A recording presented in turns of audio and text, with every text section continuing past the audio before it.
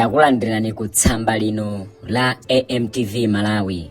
Tapanga ni subscribe kuti mukhale mukudziwa tsatane wa mlandu wa Mai Patricia Kaliati. Apa takubwereserani mndandanda kapena kuti tsatane wa mlandu.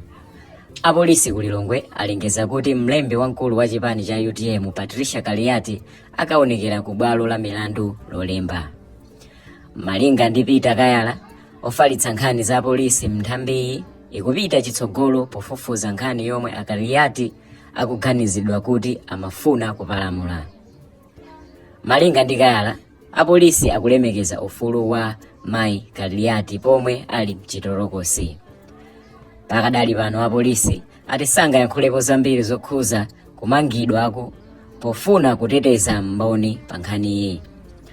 Kaliati anawamanga lachinayi powaganizira kuti anakonza upo wofuna kupalamula mlandu womwe Malinga ndi apolisi ndi opsa kwambiri.